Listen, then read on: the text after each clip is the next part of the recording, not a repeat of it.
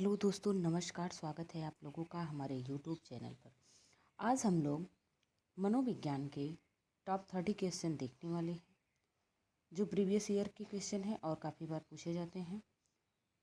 चलिए शुरू करते हैं। अगर यह वीडियो अच्छी लगे तो आप हमारे चैनल से ज़रूर जुड़िएगा। चलिए, पहला क्वेश्चन क्या कह रहा है। वृद्धि एवं विकास, ये जो है वृद्धि एवं विकास है, एक दूसरे के पूरक हैं, एक दूसरे के समान हैं, एक दूसरे के विरोधी हैं। इनमें से कोई नहीं। तो समान है, विरोधी है, कोई नहीं, ये एक दूसरे के पूरक होते हैं। ऑप्शन नंबर ए सही हो जाएगा। अगला है, बाल विकास का निर्धारण किया जाता है। यहाँ पूछा गया है, बाल विकास का निर्धारण किसके द्वारा किया जाता है। बालक की वंशानुगत संरचना द्वारा, बालक संबंधी वंशानुगत तथा वातावरण दोनों की जटिल संरचना द्वारा, बालक संबंधी वातावरणीय प्रभाव द्वारा, कोई नहीं। तो जहाँ पे वातावरण और वंशानुक्रम होगा, ये दोनों चीज़ बालक के विकास के लिए बहुत ही महत्वपूर्ण है, इम्पोर्टेंट है। तो ये ऑप्शन नंबर 20 में सही हो जाएगा। अगला है, जन्म से मृत्यु तक चलने वाली प्रक्रिया है। जन्म से मृत्यु तक क्या चलती है। तो इसमें वृद्धि, संवेगात्मकता, विकास, वृद्धि एवं विकास।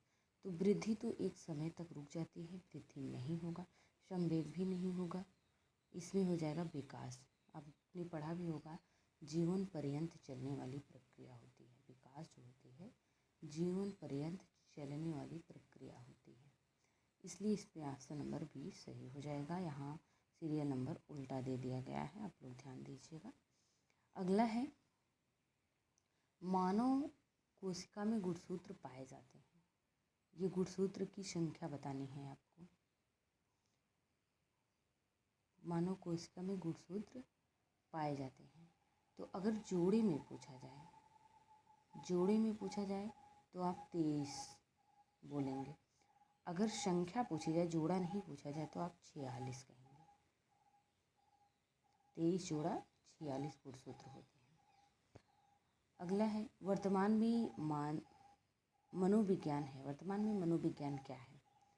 सबको पता होगा, मस्तिष्क का विज्ञान ये है नहीं, चेतना का विज्ञान ये भी नहीं है, ये पहले था। आत्मा का विज्ञान ये भी पहले था। इस टाइम वर्तमान में जो चल रहा है वो व्यवहार का विज्ञान चल रहा है। ऑप्शन नंबर डी इसमें सही हो जाएगा। अगला है, विकास की प्रक्रिया के संदर्भ में मैकडूगल का योगदान है। मैकडूगल ने विकास की प्रक्रिया के संदर्भ में क्या योगदान दिया था। शील गुण सिद्धांत, शारीरिक विकास का विश्लेषण, मूल प्रक्रियात्मक व्यवहार का विश्लेषण। अगला है, शारीरिक रचना का सिद्धांत। तो आप सबको पता होगा, मैकडूगल जो थे, मैकडूगल इन्होंने 14 मूल प्रवृत्तियाँ दी थी। मूल प्रवृत्ति मैकडूगल द्वारा 14 मूल प्रवृत्तियाँ दिया गया था। इसमें ऑप्शन नंबर सी सही हो जाएगा। अगला है, बालक के विकास की प्रक्रिया में विकास प्रारंभ होता है। बालक के विकास की प्रक्रिया, विकास कब प्रारंभ होता है। 5 वर्ष में, जन्म से 6 वर्ष में, जन्म से पूर्व 3 वर्ष में। तो आप सबको पता होगा, जब शिशु गर्भ में रहता है तब से ही उसके विकास की प्रक्रिया शुरू हो जाती है। तो अर्थात जन्म से पहले ही शिशु के विकास की प्रक्रिया चालू हो जाती है। ऑप्शन नंबर सी इसमें राइट हो जाएगा। अगला है, अभिवृद्धि क्या है। आप सबको पता होनी चाहिए। अभिवृद्धि अधिगम है, बिल्कुल नहीं। जन्मजात है, नहीं। अभिवृद्धि जन्मजात नहीं होती है। मूर्त है, नहीं। अभिवृद्धि जो है ये जैविक प्रक्रिया है, बायोलॉजिकल है। अगला है, विकास के लिए आवश्यक है। विकास के लिए हमें क्या आवश्यक है। अधिगम, वातावरण, जन्मजात, ए और सी दोनों। तो विकास के लिए जो है अधिगम भी जरूरी है और वातावरण भी जरूरी है, प्लस वातावरण। अधिगम और वातावरण दोनों जरूरी होते हैं। अगला है, विकास के लिए आवश्यक है। विकास के लिए क्या आवश्यक है। मूर्त, अमूर्त, वातावरण, कोई नहीं। तो सी वातावरण। विकास के लिए वातावरण आवश्यक होता है। इसमें अगला दिया गया है, पूर्व बाल्यावस्था क्या होती है। जन्म से 6 वर्ष, जन्म से 3 वर्ष, 3 से 7 वर्ष, 3 से 6 वर्ष। तो पूर्व बाल्यावस्था, पूर्व बाल्यावस्था पूछा है तो बाल्यावस्था के पहले का समय जो होता है वो आप शैशवकालिक होता है और एक शैशवावस्था होता है। जो शैशवकाल होता है वो 0 से 3 वर्ष होता है और जो शैशवावस्था होती है वो 3 से 6 वर्ष। तो यही जो काल है पूर्व बाल्यावस्था है। ऑप्शन नंबर डी सही हो जाएगा। अगला है पीनियल ग्रंथि से विकास होता है। पीनियल ग्रंथि से क्या विकास होता है? समाज का, शिक्षक का, नैतिक का या मस्तिष्क का? पीनियल ग्रंथि से जो है मस्तिष्क का विकास होता है। अगला है शरीर की लंबाई बढ़ाना है। शरीर की जो लंबाई होती है किससे बढ़ती है? विकास से, अभिवृद्धि से या मूर्त से? कोई नहीं। तो शरीर की लंबाई जो होती है वो उसका मेजरमेंट हम एक वृद्धि द्वारा कर सकते हैं कि हमारे शरीर में वृद्धि हुई है, तो वो होगा अभिवृद्धि। ऑप्शन नंबर बी सही हो जाएगा। अगला है इसमें विकास के कितने पक्ष होते हैं? ए 4, बी 5, डी 6, वो सी 6 और डी 3। तो इसमें जो होंगे वो विकास के 5 पक्ष होते हैं। विकास के 5 पक्ष होते हैं। तो वो कौन कौन से होते हैं वो भी देख लेते हैं। पहला है शारीरिक विकास, दूसरा है मानसिक विकास, तीसरा जो है वो सामाजिक विकास होता है, चौथा जो होता है वो संवेगात्मक विकास होता है और पांचवा जो होता है वो सामाजिक विकास होता है। ये 5 होते हैं। अगला है विकास की कितनी अवस्था होती है? विकास की अवस्थाएं कितनी होती हैं? तो इसमें 4 अवस्था होती है विकास की। विकास की जो अवस्था होती है मुख्य रूप से जो होती है वो 4 होती हैं। अगला है परिपाक काल का समय होता है। परिपाक काल का समय क्या होता है? आप सबको हमने बताया भी था। परिपाक काल, बाल्यावस्था जो है परिपाक काल है, ये राज ने कहा था। तो ये इसका समय पूछा है परिपाक काल का। 6 से 9 वर्ष ये नहीं होती है, 3 से 6 वर्ष ये भी नहीं होती। ये जो 9 वर्ष से 12 वर्ष का होता है यही परिपाक काल होता है।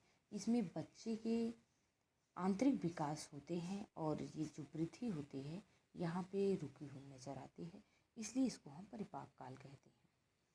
अगला है परिपक्व काल का समय होता है, फिर वही पूछा है 9 से 12 वर्ष। 9 से 12 वर्ष। ऑप्शन नंबर ए सही हो जाएगा।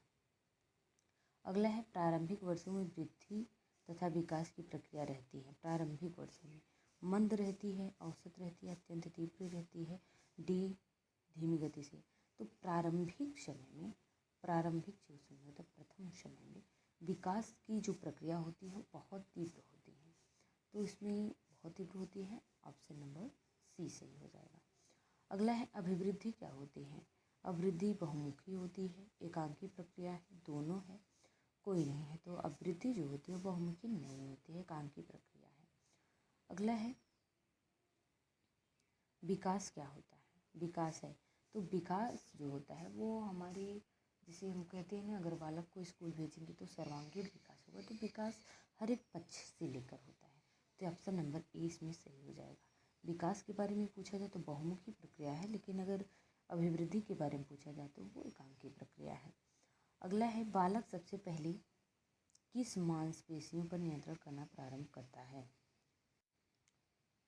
इसमें पूछा गया है बालक के बारे में कि सबसे पहले वो किस मांसपेशियों पर नियंत्रण करना प्रारंभ करता है। तो सबसे पहले आप बालक को देखेंगे तो वो अंगुलियों पर नहीं, हाथ पर, पैर पर। तो सबसे पहले वो अंगुली पर नहीं करेगा, संपूर्ण पे। अगर उसका विकास सेफेडोकोडल है, प्रॉक्सिमोडल है, तो अगर वो केवल एक पूरे हाथ पे, मतलब उसका विकास होगा, नियंत्रण कर पाएगा और पूरे पैर पे कर पाएगा। उसके बाद हाथ के बाद वो अंगुलियों पर करता है। पहले हाथ हिलाना प्रारंभ करेगा तब अंगुलियों को अपने कंप्रोमाइज़ करेगा। उसी प्रकार से हाथ पैर दोनों इसमें। ऑप्शन नंबर डी सही हो जाएगा। अगला है संज्ञानात्मक विकास के सिद्धांत के प्रवर्तक थे। आप सबको पता होगा, आप सभी ने इसको यूपी टेट में भी और सी टेट में भी काफ़ी अच्छे से पढ़ा होगा। तो संज्ञानात्मक विकास सिद्धांत चाचा जी हैं जीन पियाजे। अगला है मनोविश्लेषणात्मक सिद्धांत के प्रवर्तक हैं। मनोविश्लेषणात्मक सिद्धांत आप सबको पता होगा, अहम इदम परमहम, ये फ्रायड हैं, फ्रायड महोदय हैं। अगला है भाषा विकास सिद्धांत के प्रवर्तक हैं। इसमें आप सबने पढ़ा होगा सीटेट में भी, भाषा विकास के जो प्रवर्तक है वो नोम चॉम्स्की हैं। इनका पूरा नाम अगर पूछा जाए तो नोम चॉम्स्की है। अगला है मनोसामाजिक विकास के सिद्धांत के प्रवर्तक थे मनोसामाजिक की बात पूछा जाए तो वो इरिक्सन साहब हैं। फ्रायड पूछा जाए मनोविश्लेषणात्मक के हैं। इरिक्सन का पूछा जाए तो मनोसामाजिक के हैं। थार्नडाइक का पूछा जाए तो प्रयत्न एवं भूल के हैं। कोहलर का पूछा जाए तो सूझ एवं अंतर्दृष्टि का सिद्धांत इनका है, सूझ एवं अंतर्दृष्टि का सिद्धांत। और ये होता है प्रयत्न एवं भूल का सिद्धांत, प्रयास एवं त्रुटि का सिद्धांत भी हम थार्नडाइक के नाम, कई सिद्धांत के नाम से जानते हैं। इनके नाम जो दिए हैं सिद्धांत के। ये रहे हमारे 25 क्वेश्चन, और प्रीवियस ईयर के क्वेश्चन हैं, काफ़ी अच्छे भी हैं। उम्मीद है कि आप लोगों को ये क्लास अच्छी भी लगी होगी। अगर ये हमारी क्लास अच्छी लगी हो तो आप कमेंट बॉक्स में ज़रूर बताइएगा। बहुत बहुत धन्यवाद आप सभी लोगों को। Bye bye, take care, thank you दोस्तों।